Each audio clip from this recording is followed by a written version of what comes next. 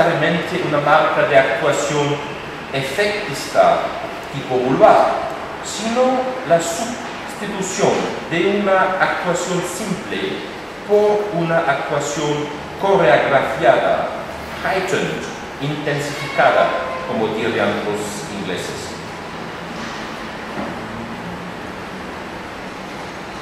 Muchos directores buscan esta actuación coreográfica intensificada y teatralizada. Este énfasis en la forma no necesariamente trata de hacer parecer falsa la representación.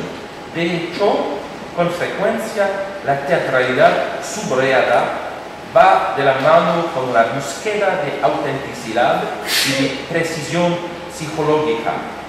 Desde el inicio de su carrera, Patrice Chéreau, influido en particular por George Strehler, es un buen ejemplo de esta visión estética de lo real.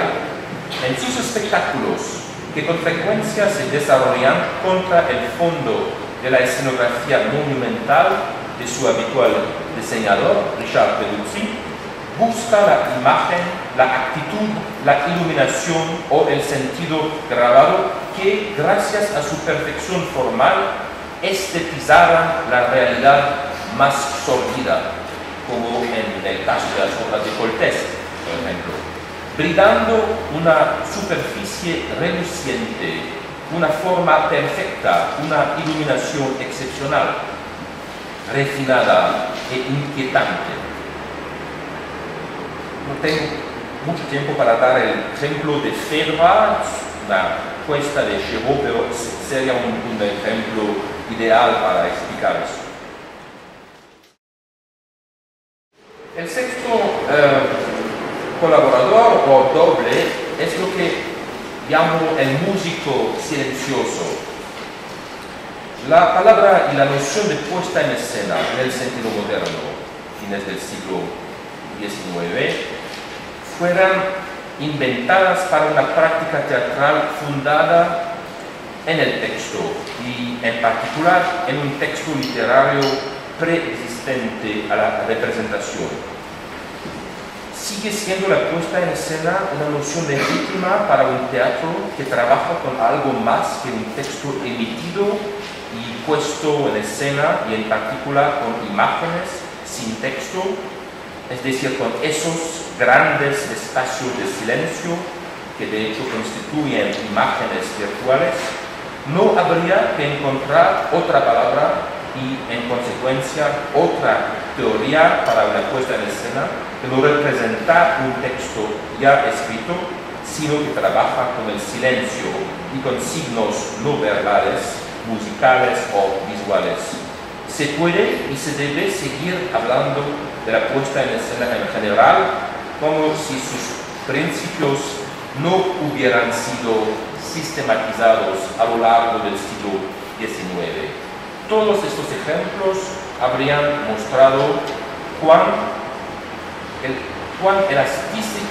elástica es esta noción, pero también cuán irreemplazable es siempre que la concibamos como un mecanismo de ajuste y de autorregulación, no solo para la escena sino sobre todo para el mundo y la relación de la escena con el mundo. El último doble que veo lo llamo el coreógrafo del silencio. Nadie mejor que un coreógrafo real o metafórico para efectuar este ajuste. El teatro se vuelve danza desde el momento en que se instaura un juego entre elementos de la representación sin que sea necesario pasar por el lenguaje. Eso equivale a decir que el coreógrafo siempre está presente, sobre todo cuando se le olvida. La música puesta en ritmo se pone a danzar. Al devenir danza y juego rítmico, la puesta en escena actual, la de Wilson, Marthaler y Cantor, se desembaraza del significado demasiado obvio y manido para concentrarse en imágenes mudas y silenciosas, es decir, el significante que se resiste cuanto puede ser interpretado y convertido en signo. Esta puesta en escena, considerada como danza pura, nos regresa al silencio y al espectador. Se convierte en el arte de hacer emerger lo no dicho, incluso lo indecible, como una de las voces del silencio. No es pues, o no es ya, el arte de expresar algo, de percibir el mensaje y el ruido al pasar lo textual a lo visual. Es el arte de hacer aflorar el silencio para un espectador que está esperando sentido. La puesta en escena es la puesta en vista del silencio. La puesta en escena, pues, podría estar en un estado de constante crisis. Podría incluso ser el arte de, al mismo tiempo, crear y resolver problemas. Por eso no está desapareciendo, sino solo buscando nuevas formas y estrategias.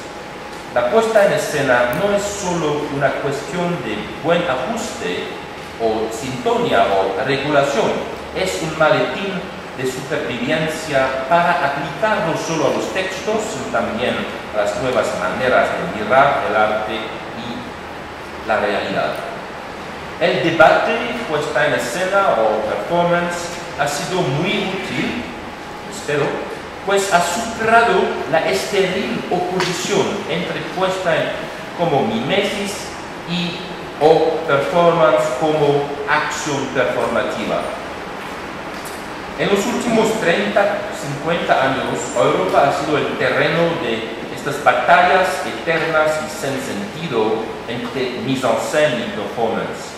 Pero ya Europa no es más el espacio en el que se resuelven todas las contradicciones. La puesta en escena pasa en otros lugares. Parece una buena idea, pero todavía tiene que ser inventada y debe ser inmediatamente globalizada y relativizada. En Asia, en las Américas, en África, la puesta en escena resulta renovada y desafiada por todas estas nuevas performances, como le llamo, mezcla monstruosa de perf y de mise en scène, performance, de actuar y de dar forma.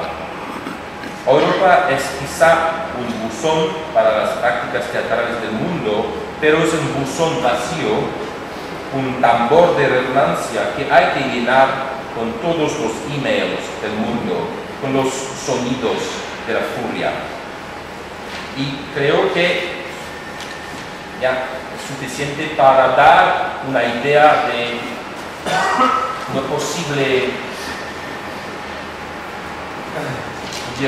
tipología del director, sino de los papeles del director y a veces de los colaboradores del director. Entonces, ahora